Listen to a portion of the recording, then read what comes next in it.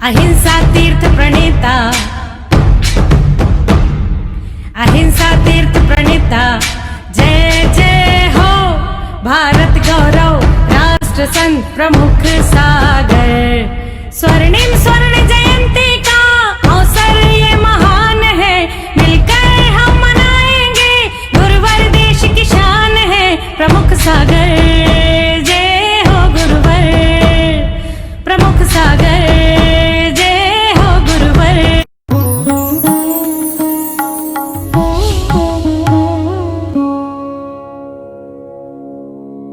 मम होई मंगलम। बोलो देवादिदेव आदिनाथ भगवान की, भगवान महावीर स्वामी की, मूल नायक पारसनाथ भगवान की, बाहुबली गोमटेश्वर भगवान की, आचार्य शांति सागर जी महाराज की, वात्सल रत्नाकर दादा गुरु आचार्य विमल सागर जी महाराज की, वात्सल दिवाकर आचार्य भगवान गुरुदेव पुष्पदंत सागर जी महाराज की, विश्व धर्म की, अहिंसा में परमो धर्म की।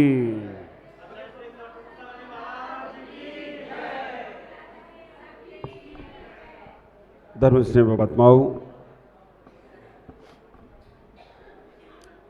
बहुत प्यारी चर्चा चल रही है। मोह की परिणति से हम कैसे बचने का प्रयास करें। मोह शब्द अपने आप में बहुत बहुत महत्वपूर्ण है। अगर कर्म सिद्धांत में देखते हैं तो सबसे पहले बंधने वाला कर्म अगर कोई है तो ये मोहिनी कर्म। और आश्चर्य की बात है कि सबसे पहले छूटने वाला भी कर्म है तो मोहिनी कर्म। अगर ज्ञान हम अगर आगम को देखने का प्रयास करें कि मोह का क्या है काम, तो समझ के रखना कि सबसे पहले आदमी को जन्म लेते ही मोह शुरू हो जाता है। जन्म लेने के साथ ही उसकी वैसे तो मोह की परिणति ही है कि हमारा संसार में बार बार जन्म हो रहा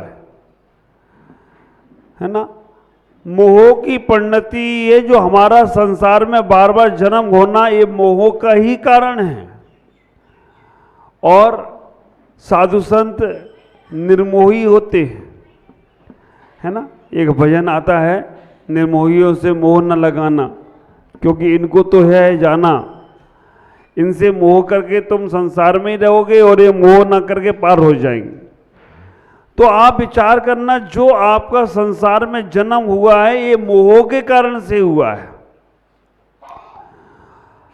अगर 8 कर्मों में देखा जाए तो सबसे खतरनाक कर्म मोह है। हर क्षण हर पल हमारे जीवन में मोह घटित होता है। और सबसे पहले हमें मोह छूटता है तो केवल ज्ञान प्राप्त होता है। जिन्होंने थोड़ा स्वाध्याय किया होगा उनको मालूम होगा,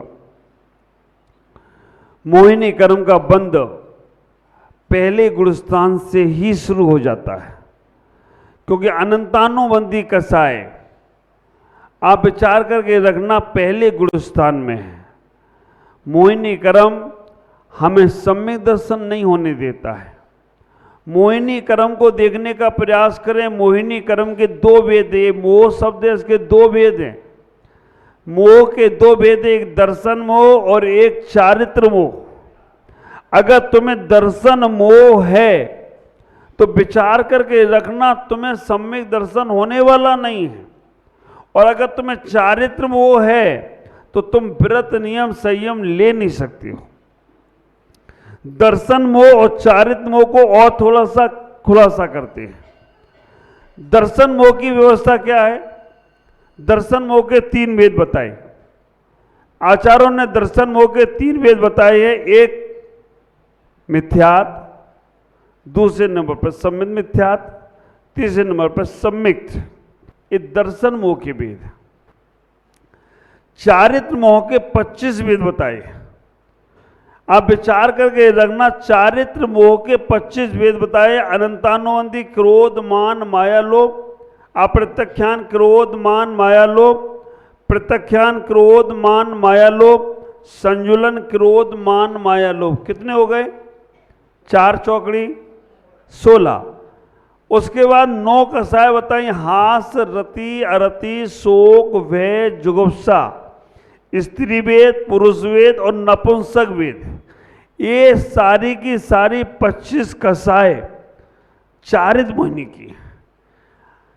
आप विचार करके रखना, हम दर्शन मोह की चर्चा करें अगर, सबसे पहले दर्शन मोह में कहा कि जो मोह, हमने कल बहुत सारे मोह बताए, जगह का मोह बता दिया, किन किन ने मोह किया तो वो संसार में फंसे वो सब बताया, लेकिन ये सबके पीछे जो राजा है ना वो दर्शन मोह है।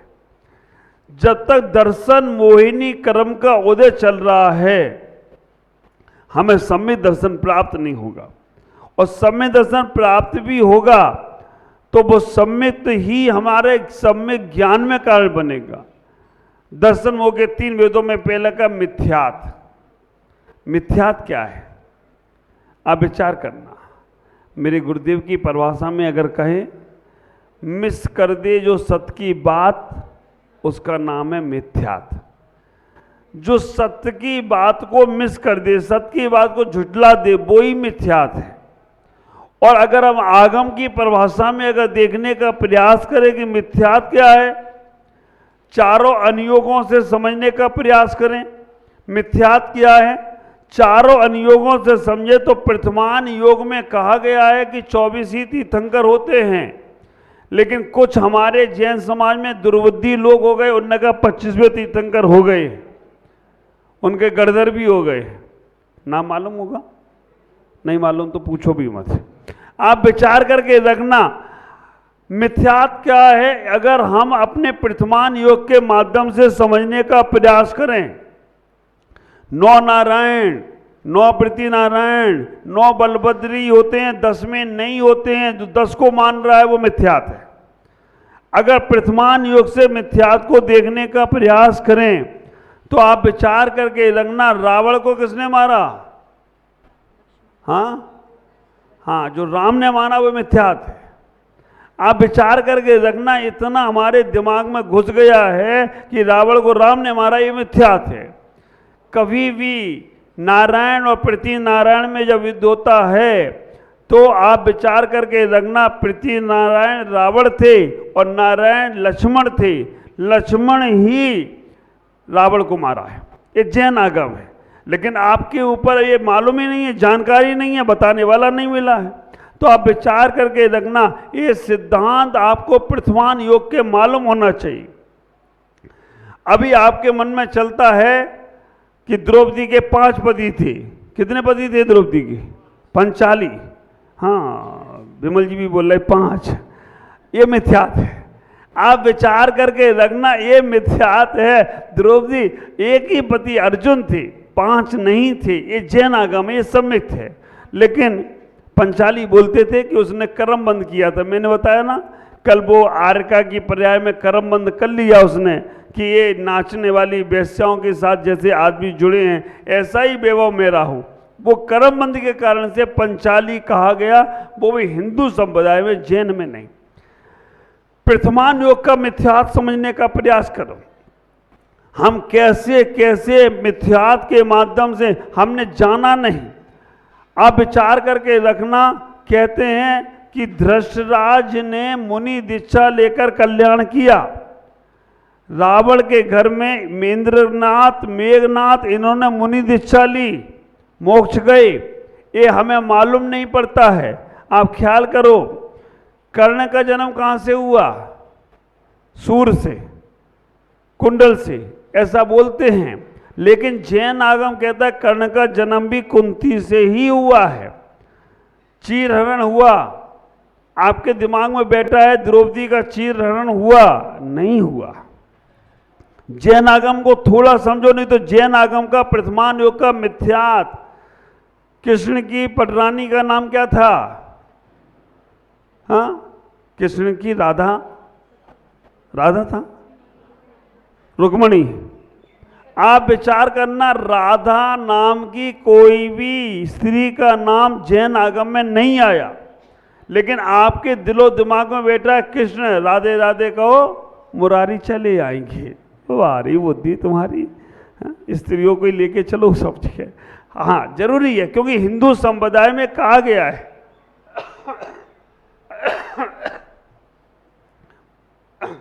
लेकिन जैन आगम को भी थोड़ा समझो। हम निषेध नहीं कर रहे हैं, हमें उनका निषेध नहीं करना है, लेकिन राधा नाम की कोई नारी अगर थी तो हिंदू संप्रदाय से तो ठीक है, जो है मानेंगे, लेकिन जैन आगम में राधा नहीं। कृष्ण की 8,000 रानियां, 8 तो मूल रानियां थी, लेकिन 16,000 रानियां थी। अब आप विचार करके रखना, जो बातें सारी की सारी आपको मैं बोल रहा हूं, लेकिन अगर और कहीं जाके बाहर बोलूं तो गड़बड़ा जाएगा मामला। लेकिन मिथ्या से तुम्हें बचाने का प्रयास करना है। हम ये सोचते हैं कि नारायण श्री कृष्ण के पिता को जेल में डाल दिया था, वासुदेव और देवकी को, मिथ्या था, जेल में नहीं डाला उन्हें। आप ख्याल करके रखना, राजमहल में रख लिया था कंस ने बुला के कि तुम मेरे यहां पर ही रहना।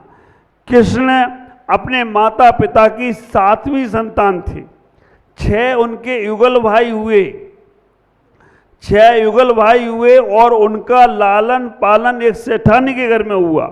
वो 6 मुनि बने। कृष्ण 7वें नंबर के थे और 7वें महीने में ही जन्म हुआ। आप विचार करके रखना, 7वें महीने में ही जन्म हुआ, लेकिन हमारे पास बहुत सारी जानकारियां नहीं होने के कारण से हम प्रथमान योग को पढ़ते नहीं हैं। तो प्रथमान योग का मिथ्यात हमारे सर पे सवार रहता है, हमारे दिलो दिमाग में बैठा रहता है। ऐसा महाभारत में कहा गया, ऐसा रामायण में कहा गया, ऐसा पांडव में कहा गया। तो इस सारा चीज़ें हमें समझना पड़ेंगी। चरणान योग का मिथ्यात, चरणान योग का मिथ्यात है, आप उसको अन्यथा नहीं लेना। चरणान योग द्रव क्षेत्र काल को देखकर बदल जाता है। चरणान योगी एक अनुयोग है जिसको हम सिद्धांत नहीं मान सकते। चरणान योग द्रव क्षेत्र काल भाव के हिसाब से अलग अलग होगा। अगर आप कर्नाटक में जाएंगे तो कर्नाटक में पूजा पद्धति सब अलग है। कर्नाटक में साधु की आहारचर्या भी अलग है। आहारचर्या में भी वो क्या क्या खिलाते हैं अपन नहीं खा सकते हैं। आप विचार करना, यहाँ चौके में लौकी की सब्जी मिलती है, कहते भक्ष है। कर्नाटक में लौकी को अभक्ष बोलते हैं। अगर वहाँ लौकी आ जाए तो ये महाराज गए काम से, क्योंकि लौकी खा ली।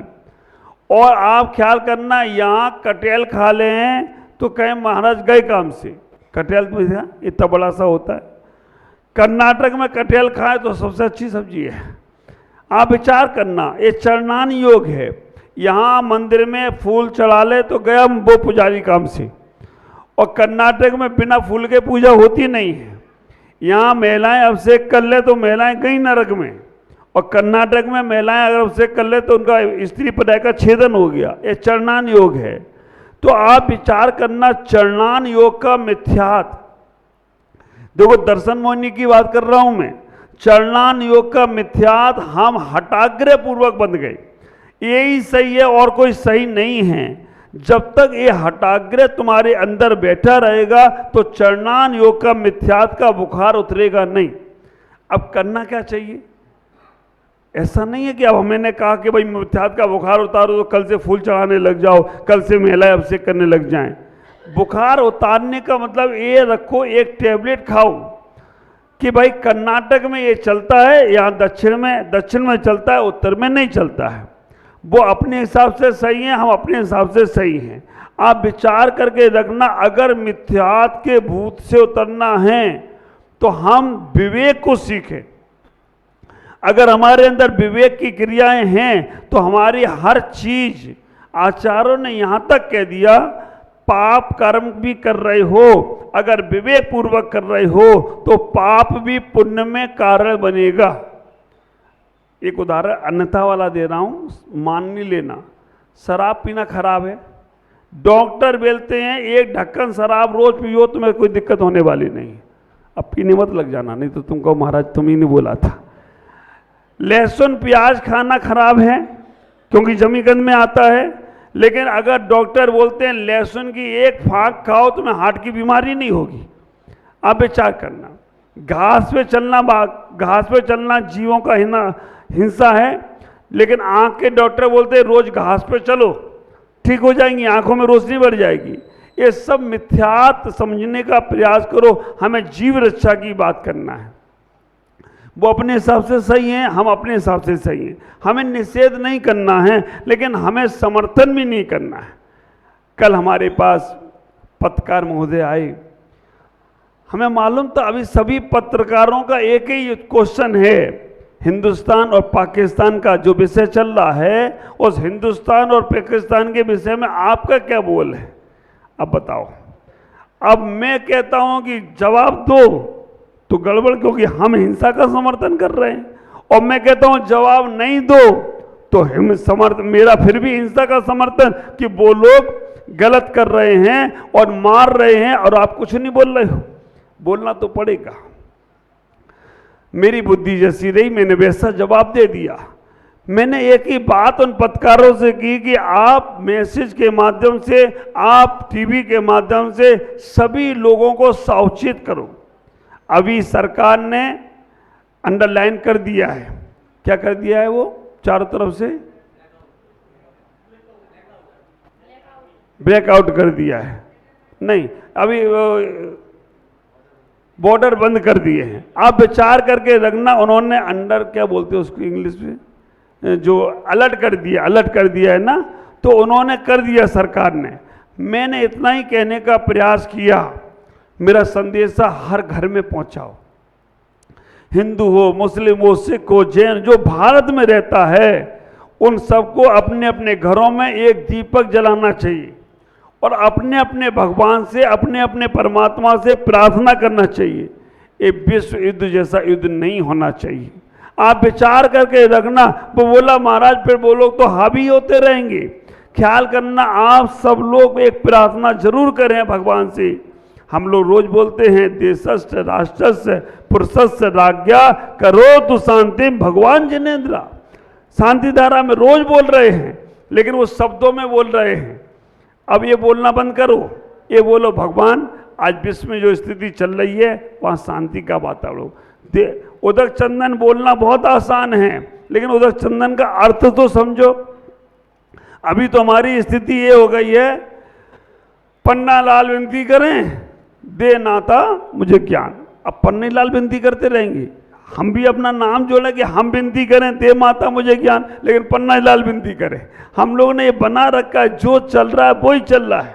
हम भगवान के सामने एक बार बोले भगवान सबका अच्छा होना चाहिए, सब अच्छा होना चाहिए, देश में शांति का वातावरण होना चाहिए, अपने घरों में, अपने परिवारों में, हर जगह। हे भगवान सद्बुद्धि मिले उनको भी जो इस प्रकार की घटनाएं घटा रहे हैं, और हम उन्हें समझाने का प्रयास करें।